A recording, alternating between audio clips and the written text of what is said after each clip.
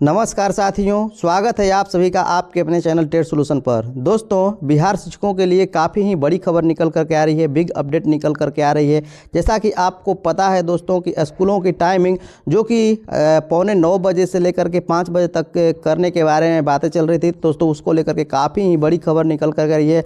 अब जो आप लोगों के स्कूलों की टाइमिंग है अब पहले जैसा आपका रहने वाला है और उसके लिए ऑफिशियल लेटर भी आपको जारी हो गया दोस्तों। साथ साथ दोस्तों मैं आपको बता दूँ कि मातृत्व अवकाश भी दोस्तों आपको बड़ा फैसला लिया गया है, उसके बारे में भी हम लोग बात करने वाले हैं।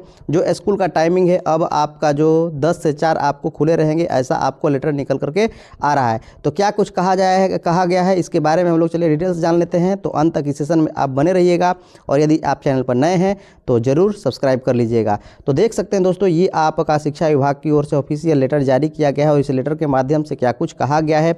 बिहार सरकार शिक्षा विभाग, जैसा कि मैं आपको पढ़कर सुना दे रहा हूँ कि इस लेटर में क्या कुछ कहा गया है।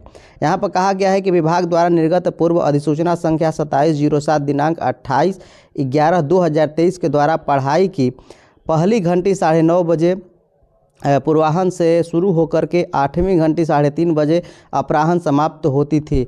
अब स्पष्ट किया जाता है कि पहली घंटी 10 बजे से पूर्व आपको प्रारंभ होगी पूर्वाह्न से और आपकी 8वीं घंटी 4 बजे अपराह्न समाप्त होगी। तो दोस्तों ये आपको बता दूं कि ये आपका जो है आपको नया है और ये मैं आपको बता दूं कि 10 से लेकर के 4 अब आपका स्कूल खुलने वाला है। आगे यहाँ पर कहा गया है कि अतः अब पहली घंटी 10 बजे से आपको 10:40 तक रहेगी, दूसरी घंटी 10:40 से लेकर के 11:20 तक रहने वाली है और तीसरी घंटी 11:20 से 12:10 तक, चौथी घंटी 12:10 से 12:50 तक, उसके बाद मध्यांतर रहेगा 12:50 से 1:30 तक, उसके बाद 1:30 से लेकर के 2:10 तक आपको अगली घंटी रहेगी।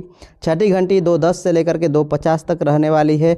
उसके बाद जो 7वीं घंटी है 2:50 से 3:30 तक रहने वाली है और 8वीं घंटी जो है आपको 3:30 से लेकर के 4 तक आपको रहने वाली है। और यहाँ पर कहा गया है कि उक्त अधिसूचना के शेष अंश यथावत रहेंगे। तो दोस्तों ये आपको अपडेट है कि जो 10 स्कूल है आपको 10 से 4 रहने वाला है। बहुत सारे लोगों का ये भी आपको कहना है कि भले ही स्कूल का टाइमिंग 10 से 4 रहे लेकिन आना है 9 ही बजे, लेकिन ऐसा कुछ भी आपको कहीं नहीं कहा गया है कि आपको 9 बजे ही उपस्थित होना है।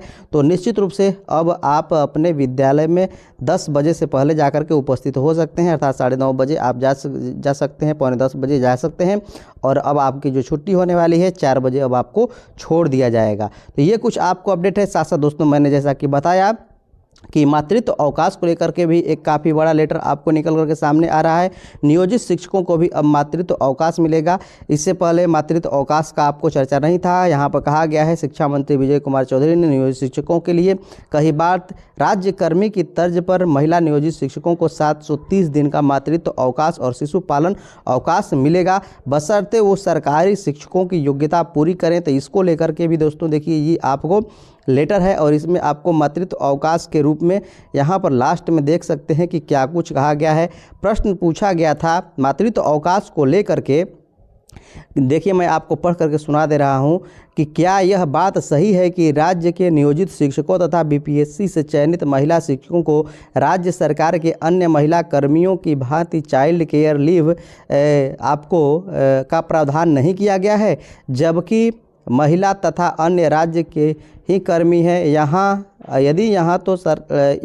यदि हाँ तो सरकार कब तक महिला शिक्षकों के लिए चाइल्ड केयर लीव का प्रावधान करने का विचार रखती है और नहीं तो क्यों नहीं आपको रखती है। इसके बारे में आपको सवाल पूछा गया था, तो इसके लेकर के लिए आपको जवाब यहाँ पर आया है और जवाब में कहा गया है कि वस्तु स्थिति यह है कि वित्त विभाग की अधिसूचना संख्या 640 दिनांक 19/1/2015 के द्वारा महिला कर्मचारियों को समस्त सेवा अवधि काल के दौरान केवल 2 संतान तक आपको यहाँ पर यानी 730 दिन की शिशु देखभाल अवकाश प्रावधान किया गया है, अर्थात 2 ही संतानों के लिए ये सिर्फ आपको शिशु देखभाल का अवकाश मिलेगा। उक्त प्रावधान से बीपीएससी से चयनित महिला शिक्षक भी आच्छादित हैं, अर्थात उनको भी मिलेगा।